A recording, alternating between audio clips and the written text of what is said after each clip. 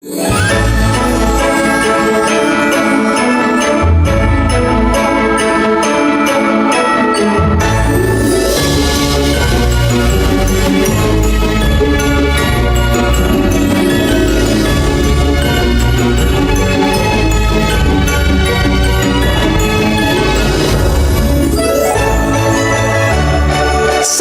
ng Paskong Pinoy.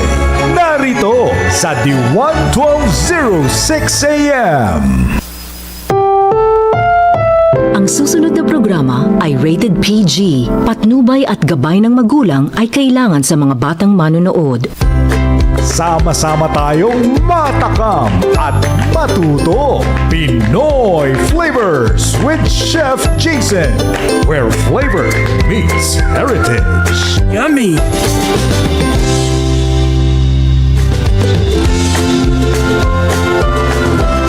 Ayan, magandang araw po sa ating mga ka-flavors. Wednesday na naman at meron na naman po tayong isang episode kung saan marami tayong matututuhan tungkol sa Filipino cuisine at mga pagkain ng ating bayan.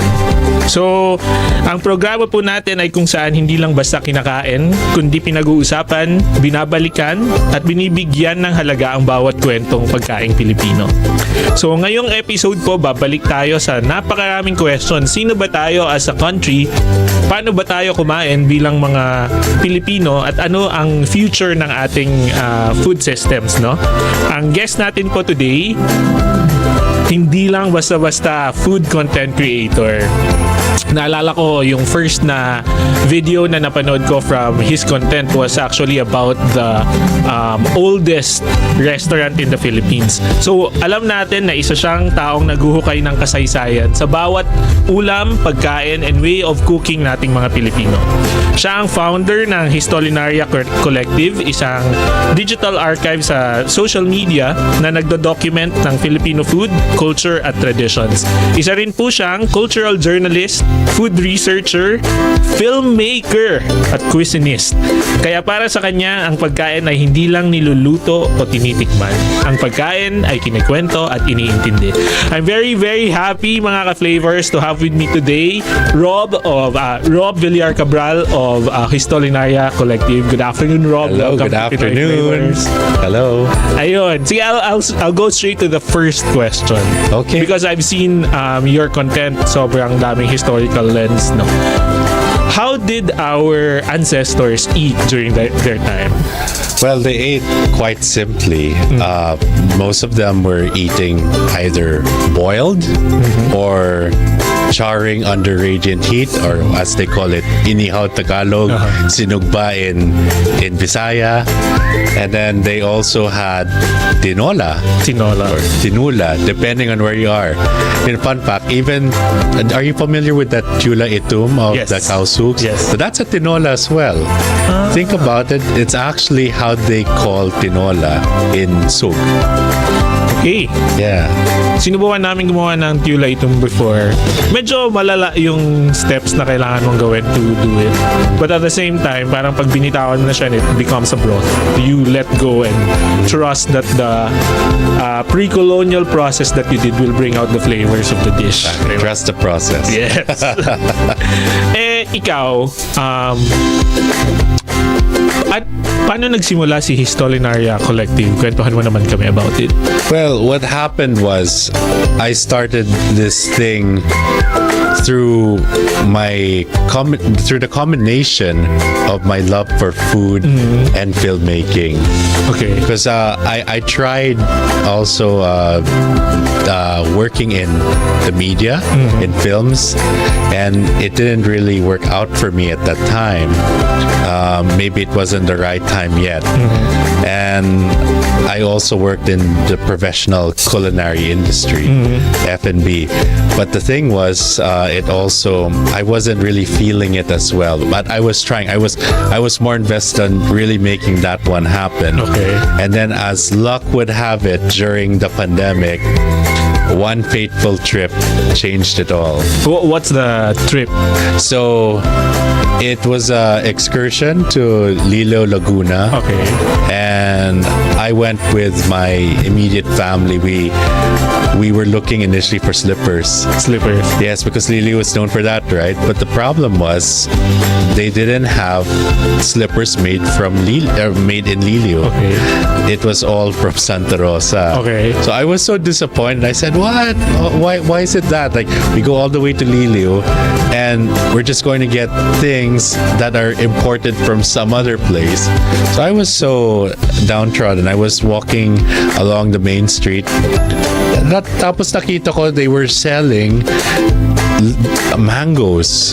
Not just any mangoes, but tiny mangoes called paho. The paho, yeah. Yes. I saw your video also about it. Yeah, it caught my eye, man. So I said, "Oi, these things are about to be extinct soon. I might as well buy them now." So I thought about making a video on the process of brining these mangoes, the way that the Spanish colonials did as a substitute for green olives. And So yung paho, pre-colonial din siya? No. Like the practice of brining it was during the Spanish colonial period already, and I figured maybe I could record this for posterity. Oh yeah. And then after that, for the next generations, if they want to revisit it, they can always go to my page. So that was the start of my journey, or my foray into this marriage of film and culinary arts. So that's the story. And until now, one-man team ka pa rin? Yes, one-man team. So I not only make the videos, but I also diversify into making heritage-related products, things that you might not really see in the market, but they're very niche, I will admit. But it's good to start niche so that there's like a word of mouth. Yeah. It builds a word of mouth, and from there, people will know more about it. Like for example, this paho I made. Initially, it started out as a video, but then I started making it, in jars and selling it. And soon, I guess, people just started, talking about it, like, oh, I got from this guy and all that. And people got curious, and now they've been buying whenever there's paho season.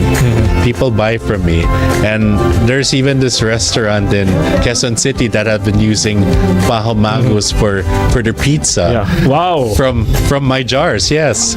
So it's good that in a way that I can somehow raise more awareness for a lot of these things that people don't even know. Because when I was in Laguna, in Santa Cruz, just a few weeks ago, would it be weeks already, or I guess over a month ago,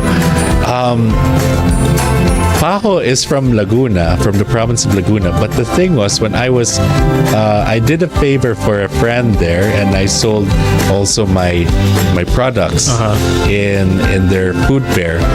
Then I met some of the locals, some Laguncinenses, and they said, "Wow, what is that? I've never heard of such a thing before." First time ko malaman yung Laguncinense, ha? Yeah. So that's what they call it, Lagunense. Okay. Compared to, so when I do menu engineering at trainings, I often think about what kind of flavors would we have appreciated if we weren't colonized. So I wanted to ask, parang paano nag-iba yung food systems, flavors, or just our cooking methods because of the process of colonization that happened to the country? Yeah, because ever since the Spanish colonials arrived, they definitely affected our cuisines. Okay. Not just cuisine, but cuisines. Yes, madaming Filipino cuisines. Yes. So, for example, I mentioned about our basic dishes would be either boiling or cooking over radiant heat, or making into what was the other one? Kilao, or as the Visayans sotokil. pronounce it, kilao, or kilao for the Tagalogs, and kilo for the Kapampangans. I digress. And then also cooking with coconut as well. So those are the tenets of pre-colonial cuisine. And then when the Spanish came along, they also put their sensibilities there. So for example, a lot of our soups, let's look at it this way, a lot of our soups have a foundation in the tola, tinola. But then when the Spanish came along, they added a little bit of their identity there. So for example, nilagang baka. That's Spanish na. More of like not entirely Spanish, but then the sensibility is Okay, there. okay. Because cooking with beef, we didn't eat beef back then. It wasn't talaga? a pre-colonial thing. Yes. Wow. We were more of a fish, chicken, vegetables, and fruits for the most Okay. part, and root crops and rice. What were cows for then during that time? Well, they had. There were actually no proper cattle industry that Okay, time. So okay. that was something that the Spanish brought. They had their ranches, the friars had their ranches, and from there it evolved into the local industry that we have today. But before that, we weren't really into beef at all. That came later. We did love pig. Pork was something that we already had since the pre-colonial Okay. days. So they would have it again, inihaw, sinugba, or if it's a really big occasion, a whole pig roasted. So the idea of the lechon came a little earlier before the Spanish, but the name came during the Spanish Okay. time. Yeah, probably back then they called it also inihaw na baboy, sinugba nga baboy. Fun fact, the term inasal. Okay, so I found out just last year that the Visayans called their lechon inasal nga baboy. Especially in Cebu. Like we would associate Cebu with lechon. Cebu's lechon. But for a long time they called it inasal nga baboy. Okay. And it wasn't until the Tagalogs arrived probably 20 years ago, so very recent. That's when this whole influx of Tagalog people influenced their lexicon for this certain dish. And you would think that inasal is something just for chicken, Yes. pakolod, but Yes. it was a way for them to address grilled or roasted meat, usually whole and usually on a spit or through a large skewer. So that's what happened. And inasal actually comes from the word asal. That's the root word, and it's a corruption of asar, Okay. to roast in Spanish. So that concept, at least the name, came from the Spanish, but the idea was already there even before they arrived. Speaking of the lechon, so this is a Yeah. thought I've had since I was young. Go The ahead. lechon is our national dish. Yes. Diba? Is it right to have like such a grand dish to be a national dish? Parang kumbaga, is this the same as Korea's kimchi? Ah, okay. Diba? Parang if there's a dish that could Yeah. Well, for me, if you were to ask me, the thing is, we're always arguing about a national dish, right? Yeah. Is it sinigang? Is it adobo? Yes. Is it lechon? But, what makes us different from, let's say, Korea and Thailand, we are an archipelago, so we are several islands, and each of these islands have a different community and different sensibilities and culture. Yeah. So I guess it wouldn't really be fair to just say, oh yeah, this dish is for everyone. is for everyone, because not everyone has that dish. Yeah. Right? Like, not everybody has adobo, or not everyone has sinigang. In fact, I learned that sinigang is more of a Tagalog thing. Okay. It's not. It wasn't really something that Visayans would eat, and if ever it came at a later time with the whole Lutong bahay concept. But for me, okay, if you really were to ask me what would be the national dish, I would have to go for any of the kilaos. Kilao. Okay. Or however one would like to pronounce it in their side of the archipelago. Because when you think about it, the kilao is the base for paksiw, inununan, and all of these braces with vinegar. It's also from there that we have adobo. Yes. And also the asados of Central Luzon. Yeah. And so on and so forth. The sisig of Angeles and tokwat baboy. If it's not for kilao, we wouldn't have any of these when you think about it. So we owe a big part of our cuisine to that. And Yeah. parang di ba may mga discussions pa nga that the ceviche cooking method, Oh God. yeah. mas nauna ba yung kilaw kesa sa... Yes, because the ceviche came during the colonization of Peru. Yeah.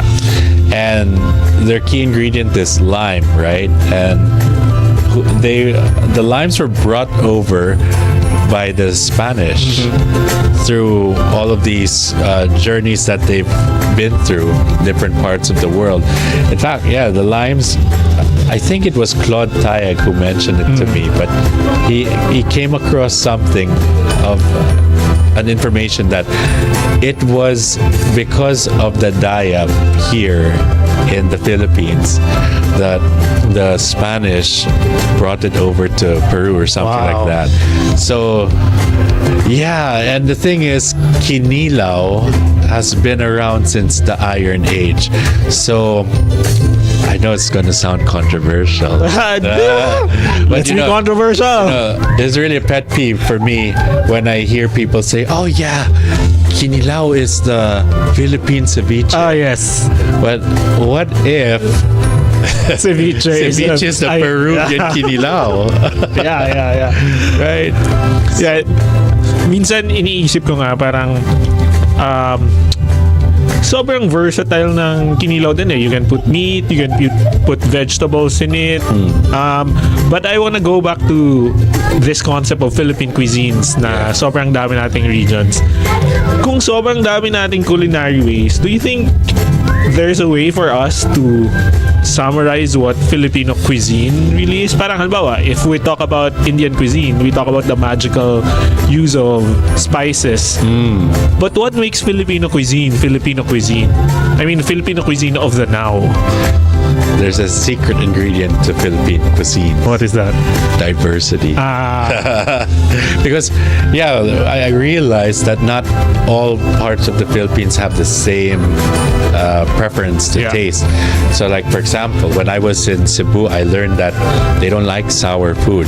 The closest probably they'll have is a tinolang isda, where they'll put tomatoes and things tomatoes, like that. And then in Western Visayas, they like sour foods there, I must say, which is ironic considering they're known for sugar. Yeah, but sa kanila yung batuan. yes, the batuan, which I also learned is all around the Philippines. It just goes by different names. Ah, So I went to this Eta community in Morong, Bataan, and they use this leaf called bilukaw for their maasimang manok, as they Okay. call it. It's chicken that they put in bamboo, and then they put bilukaw leaves. And then I found out bilukaw is the name they call batuan there. So that was so interesting. may soups din sila with it or The moisture from the chicken releases all of the liquid, so that becomes the broth. Okay. Wow. It's so interesting. And then with the bamboo tube Yeah. also, there's moisture there. So it's like a bamboo flavored broth. It's very interesting to me.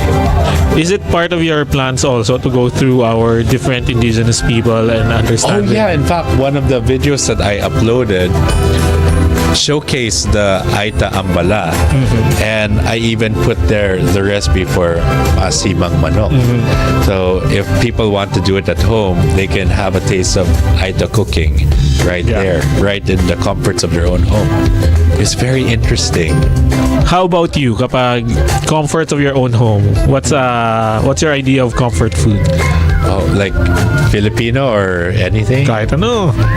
Okay, if it's Filipino, it would have to be. I do like tinolang manok with a papaya and malunggay. Malunggay. Kamunggay, as the Visayans call it. Sa amin sa mga Ilocano, I mean, Yeah. may ampalaya pa.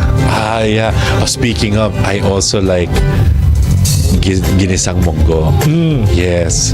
So those two dishes are my comfort food. Were they all, I mean, yung munggo nga ngayon, hindi ko pa alam bakit Friday lang siya hinahain, di ba? You know why they serve it on Fridays? Bakit?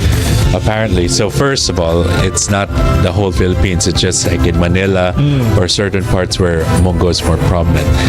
Second, it was because during the Spanish colonial period, Catholicism was really in full swing. So they implemented that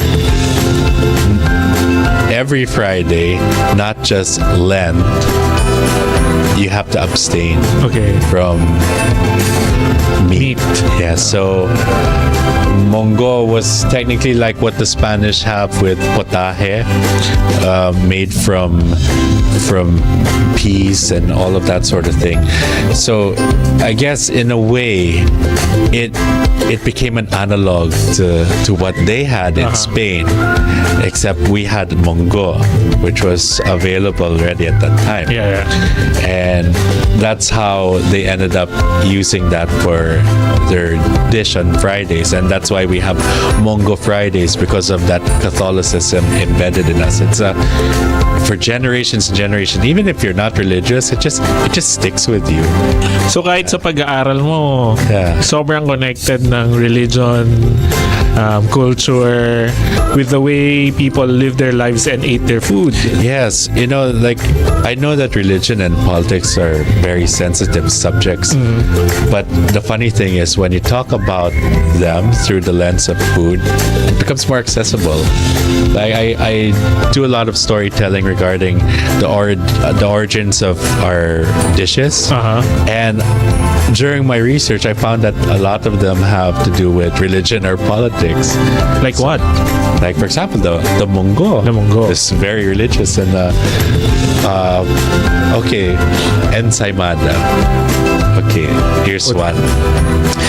Actually, it goes even way back before Philippines. So before the Spanish in the Philippines. So what happened was there were a Jewish community in the Iberian Peninsula where Spain and Portugal are, and at that time the Arabs ruled both. And then there was a certain group in that area who are Christian.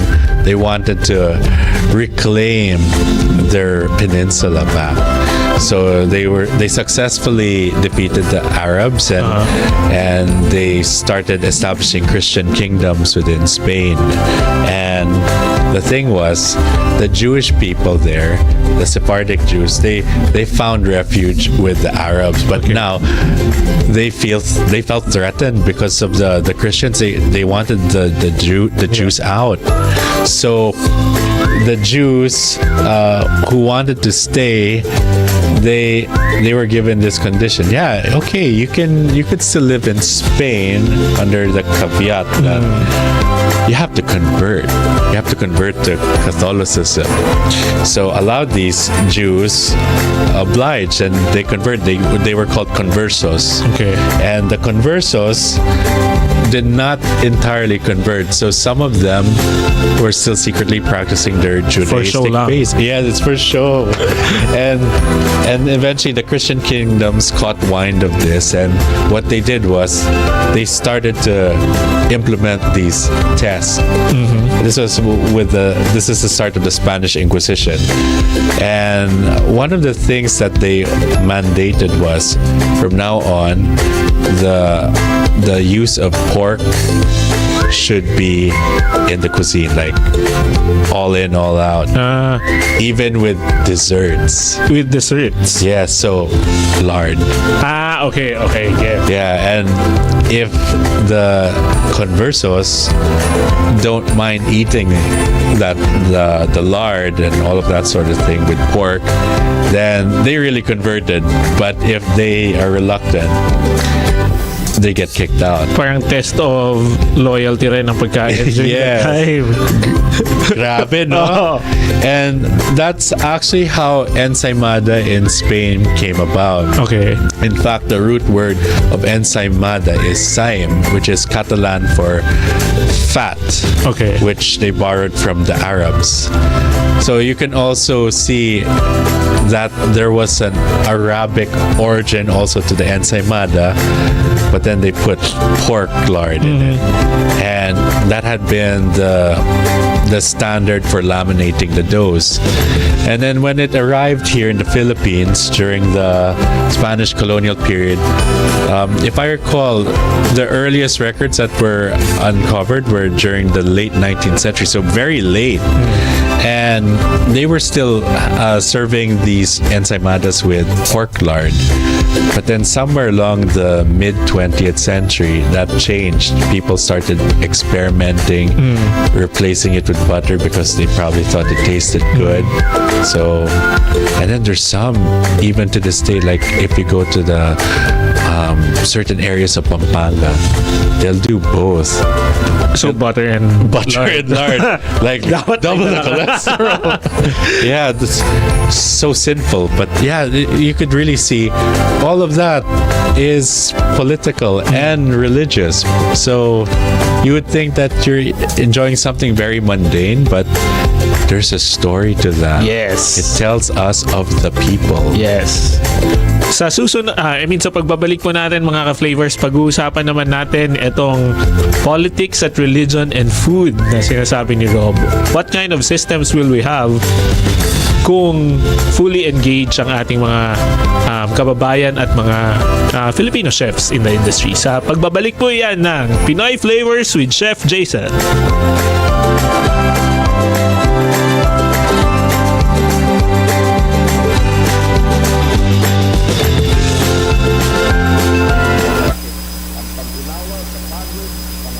Chikahan?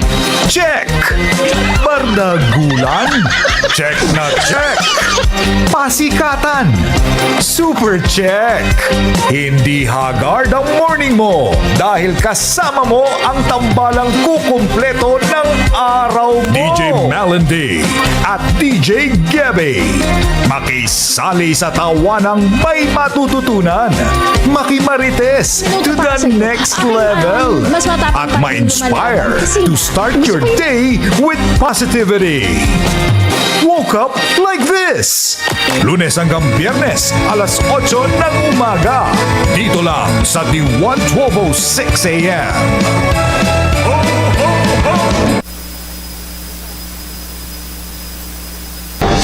Mga Marites, Marisol, at marupok ng bayan. Kalimutan muna ang stress. Oras na ng tawanan at chikahan. Narito na ang pambansang tita baklita ng bayan, ang Queen of Late Night Radio, Tita Chupeta. Handang makipagbardagulan with class. Plus, may mga surprise guests pa, ang pinakamasayang late night habit ng bayan. Nagmamahal, Tita Chupeta. Every Monday to Thursday, 9:30 p.m. to 12 midnight sa DWAN 1206 AM.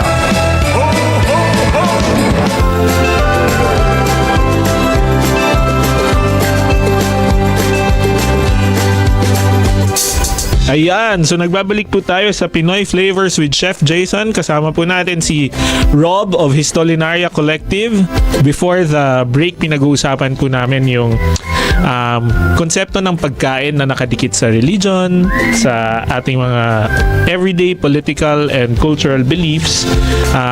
Kanina kinikwento ni Rob, no, yung ensaymada was a test para malaman kung nag-convert na yung mga kababayan natin to Christianity. And in fact, if we look at history, marami ring mga uprisings na nakaugat sa pagkain. The Basi Revolt of Ilocos. Based sa mga napag-aralan mo, Rob, what do we need to do to fix the food system in the Philippines? Well, for me, food security has to be thorough. Because, for example, we have the Michelin guide. It just arrived this year, and I know that it's been a dream for a lot of our chefs to have that title, that they have a Michelin star, or at least a Beef Gourmand. Yeah.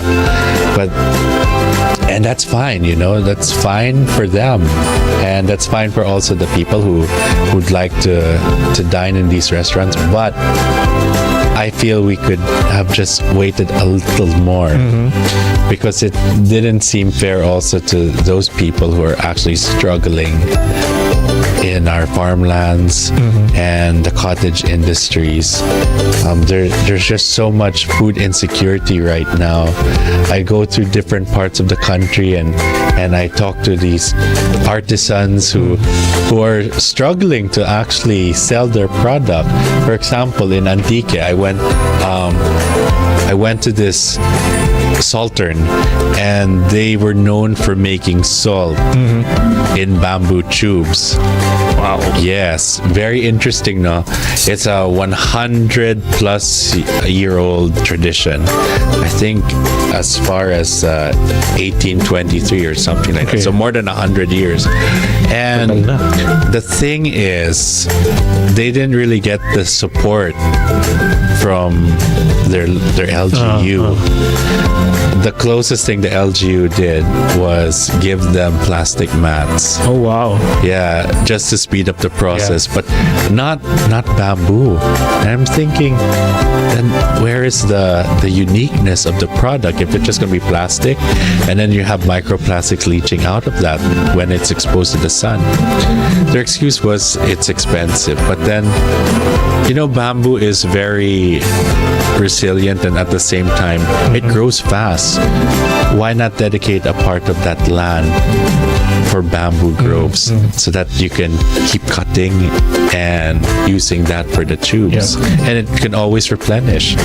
So things like that, like I feel also, and aside from that, they haven't been doing well, these salt makers, ever since the Asin law was passed 30 years ago. Oh, yes. Remember that one? Yes.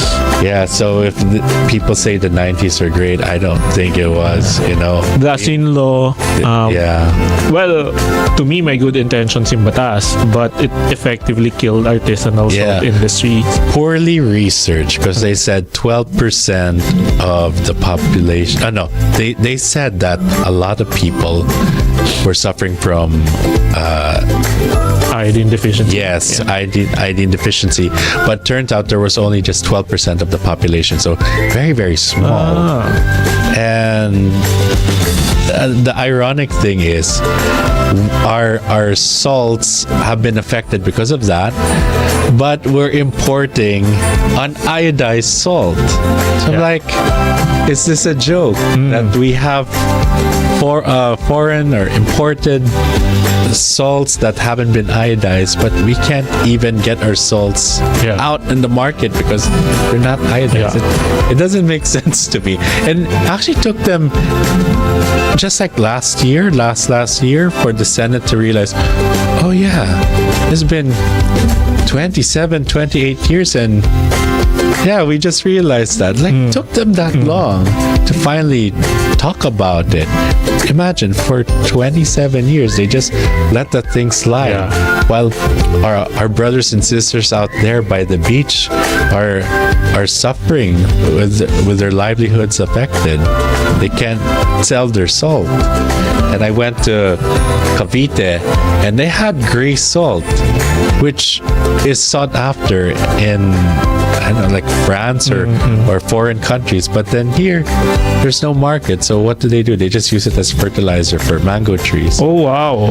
Yeah, sayang Ganun, hindi tayo maka-scale because of the internal market also. Yeah, and our heirloom varieties of flora as well. Wow. Diba? Like, for example, I taught the class last Sunday on how to make authentic puto bumbong. Okay. And to make authentic puto bumbong, what makes it violet is not ube. People think it's ube, but it's not.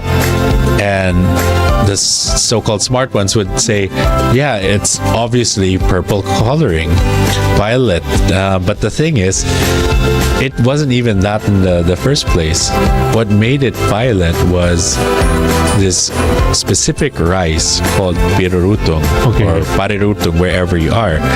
And it's the one that gives it that distinct color. And I showed that to the class, and they were so intrigued by it. And I said the sad thing is, not a lot of lands are dedicated to growing this crop, and not just pirurutong, but there's so many beautiful heirloom varieties that we don't have anymore, or that we're losing because nobody had the priority to preserve that. What are we prioritizing then?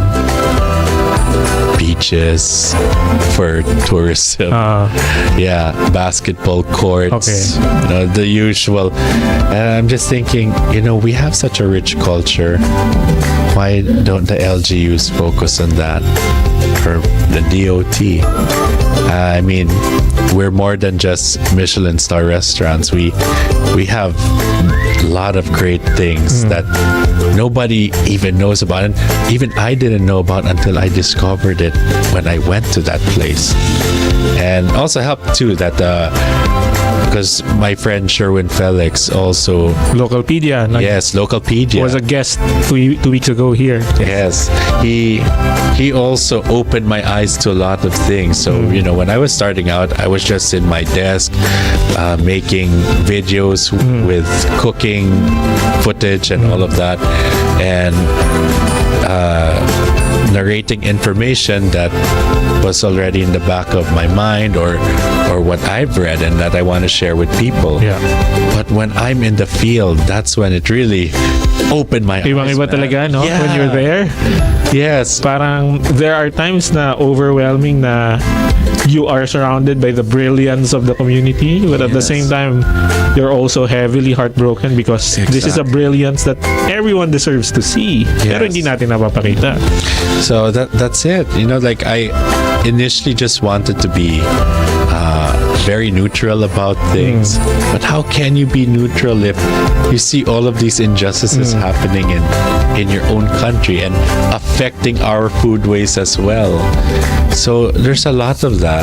And that's why in my advocacy, I really make sure that people are aware of at least what I have discovered, so I can raise more awareness. People get to know about it more, and maybe we can all work together to lobby for more visibility for these ingredients or these dishes for that matter.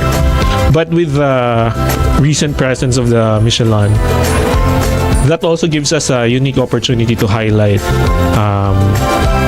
our cuisine. Siyempre, trabaho na ng mga chefs na nanalo yun, Yes. di ba? But do you think it's, at least because they're here now, then a counter message to make people look at our ingredients beyond the global stage? Is that something that can be beneficial because of the presence of the awards? Well, you can look at it this way. Yes, it gives more visibility to our cuisine. But at the same time, before the Michelin even arrived here, we couldn't even get our acts together. Let's be honest. With our cuisine, for example, there's a lot of misinformation, not just with outsiders, but also within ourselves. Like, Filipinos would not really be so proud of their cuisine because they think it's very MSG heavy, sugar, it's too sweet, or we don't use herbs and spices like veggies. yeah, our street foods are not fresh, like in Vietnam and all that. But that's just a very, it's not ignorant, but more of like a very misinformed view. And can you blame them? It's because they were not exposed to the reality of Philippine cuisines. There's just so much diversity. Like I learned that in different parts of the Philippines, we do use herbs and spices and all of those things. It's just, you can't say it's the Philippines, but you could say it's a province in the Philippines. So I plan to actually make more videos about this, hopefully within this coming year, where I will surprise people that, wow, I didn't know this dish actually had this herb, because like there's some that we already know about, but we didn't know that they actually put those things too as well. It just had been omitted through time. So, and would you say that our food documentation, or at least the traditions from locals, communities, medyo mahina yung ating batawag dito, documentation of those practices? Is it even a problem of documentation or more of appreciation while documenting? it's a bit of both, actually. Appreciation more from who's going to receive it. But I have encountered, not just me, but I've encountered like-minded cultural advocates who really work hard to bring more awareness to these dishes and their origins. I just talked recently to this Pangasinense cultural advocate, and he's working on food mapping a lot of the cuisine in Pangasinan, because his lament was, we're smack dab in the middle of Pampanga and Ilocandia. And people just know about Kapampangan cuisine and Ilocano cuisine. But, and people just think of us as bangos. But we are more than bangos. We have so much dishes. We have that deremen, and we have all of these other things that I wish to bring up to people. So he told me that, and I'm like, I really support you, and you keep doing that. You're doing great work. And I commend people like Sherwin also, who's going out of his way, really uncovering a lot of these lost items or food mapping on the behalf of certain organizations. And it's no joke for me as a quote-unquote content creator, even if I don't really see myself as that, and I'm just more of a journalist with a social media page. But I'm not like other content creators where, we can just make prolific material at a breakneck speed, because that also sacrifices the integrity of your work. Me, I really slow down and really take time to research, so that when it's out, even if it doesn't have much views or whatsoever, at least completo yung information. Yes, you're getting your values worth. And that's what I want to give back to the Filipino people. Things that they can be proud of, because for a long time they didn't know what they could be proud of. Probably Apple the App or Phoebe Cates, Jessica Sanchez. That's it. Just what, they have like 5% Filipino blood. Why not something in our own backyard? We have so much. And I don't mean people, but even just our culture. Sobrang agree ako dun sa we don't even know what's in our own backyard. Yes. I've also always thought that the Pangasinense cuisine is Ilocano cuisine, because they're parang sila yung Tagalog part of Ilocandia, parang gano'n. But when I was in Pangasinan and I had the ramen for the first time, I was like, intense yung flavor. So the ramen po, mga ka-flavors, para siyang version nila ng biko, but they use young rice na sinusunog po with charcoal habang batawag ito? tawag din sa action na yun, they're They milling pound- it. Yeah, they yeah, pound it. yeah. Yun. And then, it's just a very clean ash flavor na matamis na I was like, when I first had it, parang yung isip ko, grabe yung desserts natin. Mabigat siya with the rice, but you can also see yung differences in the way they cook it, and it makes it very light. I think that was the time when I said gusto kong mag-travel in Pangasinan as just Pangasinan. Yes. Diba? Not just something to pass by Yes. on the way to Ilocos. Doon ko unang natikman yung palitaw that they use watermelon juice instead of regular water with syrup, and then they have watermelon yema inside. So interesting, no? Grabe. So parang ako, isa rin yun sa mga iniisip ko now that I'm in the restaurant business, no? Parang when we talk about heritage ingredients, when we talk about the heritageness of our cuisine, who are we cooking for? Di ba? Parang when I see a very hyper-local ingredients, obviously we can make small plates and beautiful plates out of it. But there's a part of me as a development specialist that asks, why are you cooking the extraordinary when a cuisine should be judged by the use of its everyday ingredients? Exactly. That's why I'm very not supportive of the term elevating. I'm not keen with it, because it's like some chef would say, "Oh, I am elevating this lapas batchoy," and I'm just thinking, why are you trying to make it look pretty? Why not elevate it for what it already is? You know, maybe say you were inspired, but it would be nice to say, "Oh, I'm elevating this," because it means that this dish that For who? yeah, and not just that, but for those who have been enjoying it, it's like it's ugly to them. It's been part of their lives, and you're going to nullify that, right? So, Yes. Ako agree ako with because to me, ang noodle dishes, especially regional noodle dishes natin, these are foods of the masses. Di ba? Yes. Parang exactly. Since time immemorial, our noodle bowls are generous in broth, Yes. in noodles. So the best parts of it comes from the generosity of that bowl. When you elevate it, I think the default would need to ask, for whom? Kasi para sa mga, let's say, batchoy, Mickey, lomi lovers, Yeah. eto yun eh. Diba? Parang babalik ka rito eh. So, to me, the elevation of Filipino food, yun yung mga pang once a year. But our cuisine has to be judged with the everyday batchoy. Yes. Everyday noodles. Yes, because if you package it as something that is not what it is, then they're lying to themselves. And they're also deceiving the people.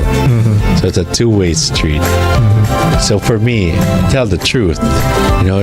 Show the world what Filipino cuisines really are, and diverse. They are for the people.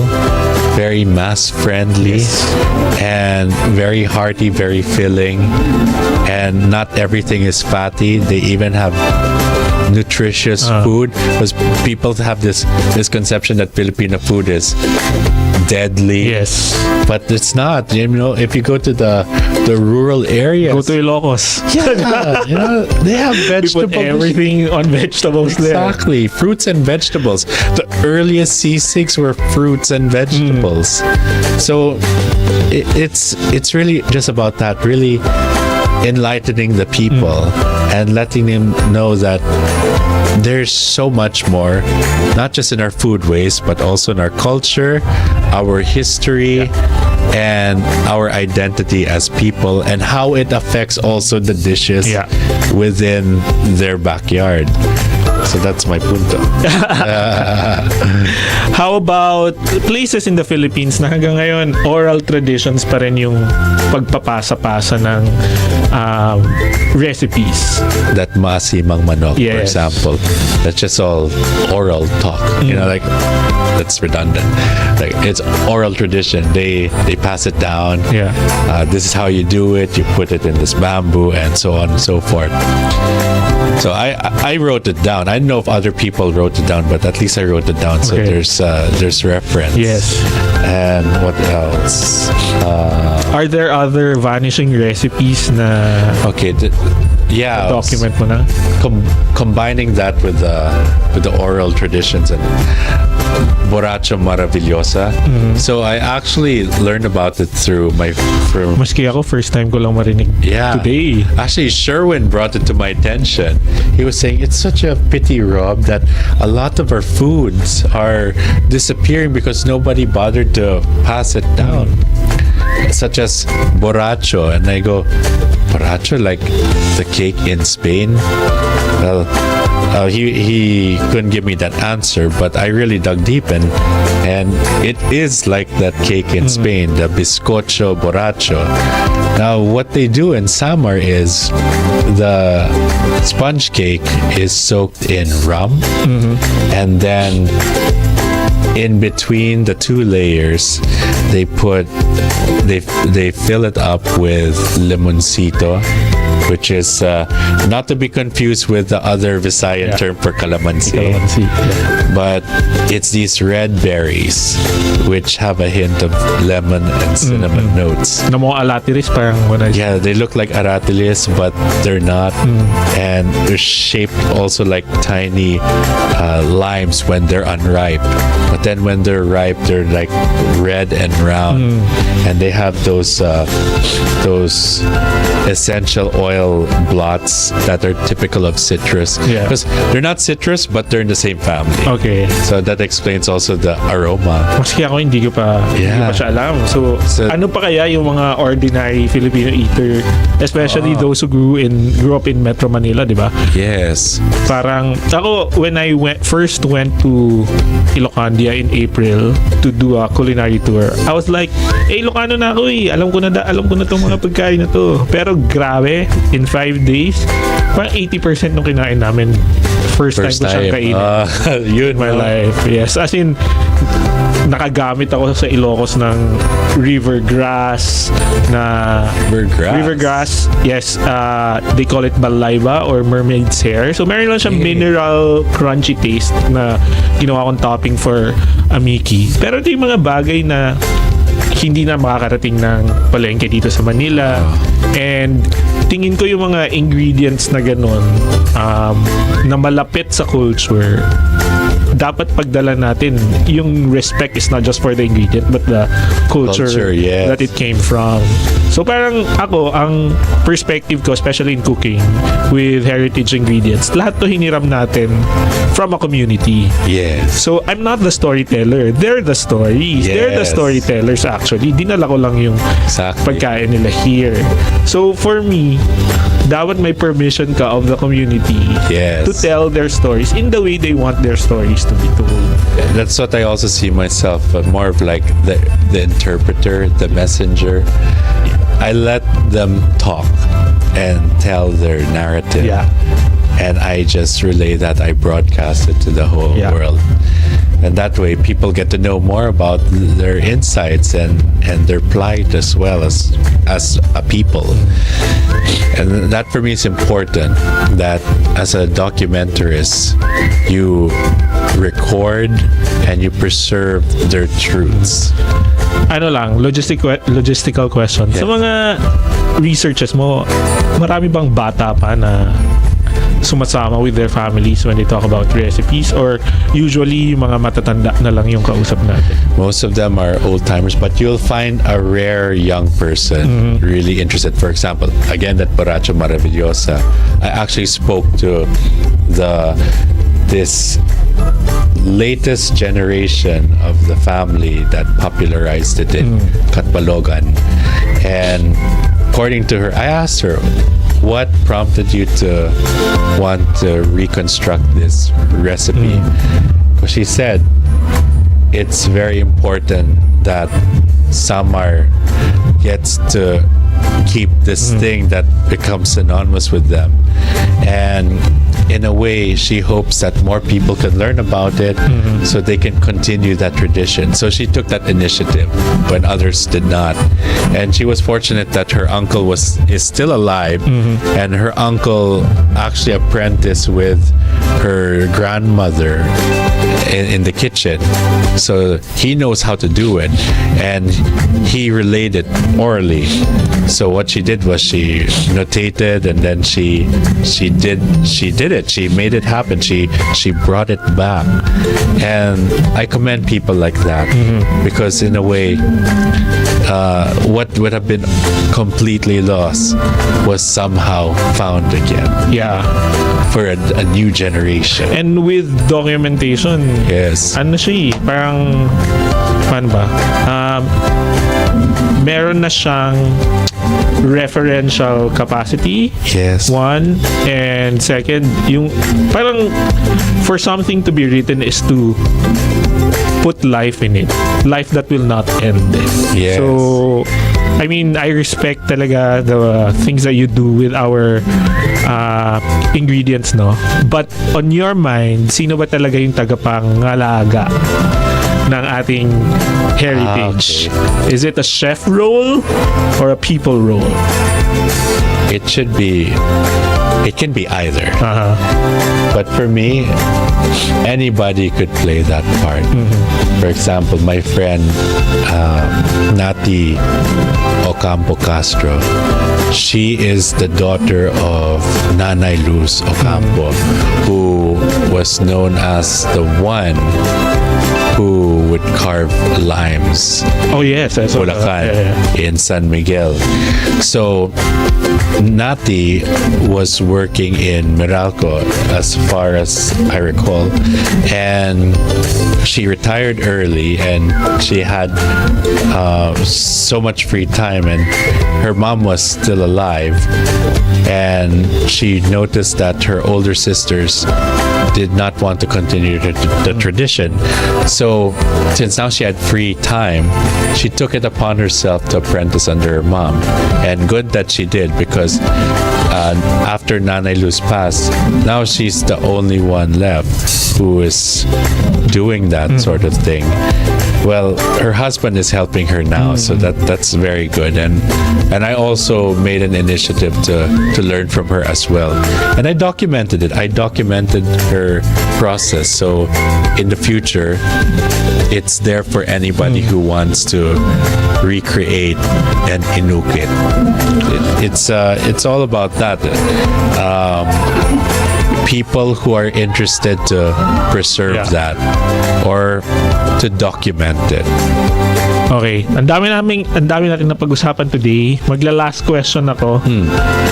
Para sa mga ordinaryong Pilipino who share the same advocacy as us, no? Parang how do we help Filipino food? How do we help tell the story of our cuisine? Kung wala silang alam, kung wala tayong alam or they're not in the food systems industry like us, saan pwedeng magsimula yung mga kapwa natin Pilipino to forward the same goals that we have? I would say, like I said, could have been anybody. Doesn't have to be doesn't have to be a chef, doesn't have to be anybody from F&B. But for me, as long as you're interested, even if you're not participating through the production of the food, but just careful word of mouth, like, hey, I heard about this thing, you should check it out, or we should go to this place. So puntahan yung Filipino food. Yes. Okay. Even just a local carinderia that specializes in a particular dish. It wouldn't be an institution if it wasn't for the word of mouth. Like, oy, punta tayo dyan, ang sarap yung pares nila. You know, things like that. That's why that, for example, pares, that whole Retiro strip, Amoranto, it became well known because there was one place there that established pares, which was, if I recall, Jonas, and then from Jonas there was original Pares Mami House nearby, and then soon a lot of paresans started sprouting out, and people kept going there because of the pares. Same thing with La Loma as well, with the lechon, because one guy decided to sell roasted pig, and then another guy decided to do it, and and then people kept going there, and then more businesses sprouted. So we as consumers also play a part. Yeah.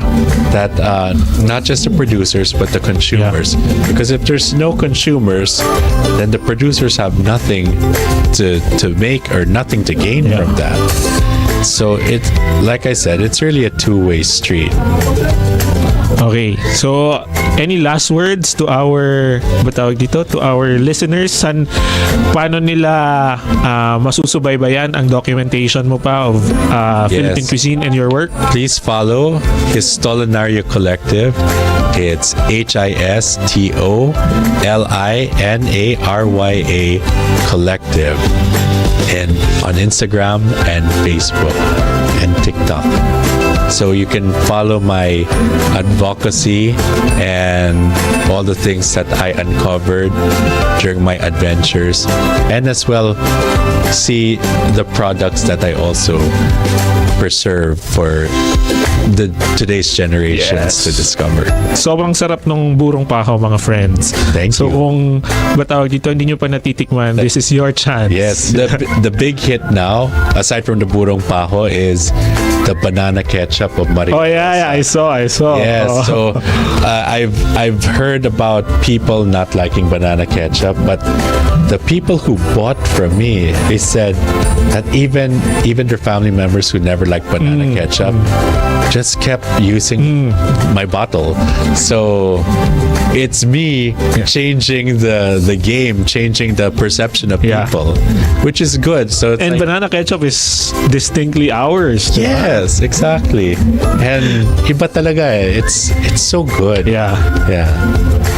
Okay mga ka-flavors, isa na naman pong episode ang nasubaybayan natin. Maraming natutunan. I'm sure ako sobrang dami kong natutunan today. Maraming salamat, Rob, for giving us the chance to talk to you today. We're very proud of your advocacy and we will support as much as we can. Sa ating po mga tagapakinig, ito na po yung ending ng ating episode today. At abangan nyo po ang mga susunod pa nating episodes with more interesting guests and people who can help us expand our consciousness of Filipino cuisine. Wow, ang dami ko in English today. So, magandang gabi po at ingat po tayong lahat. Muli, ako po si Jason from Chining's Kitchen Stories. Ito po ang Pinoy Flavors with Chef Jayson. Magandang gabi po. Magandang gabi.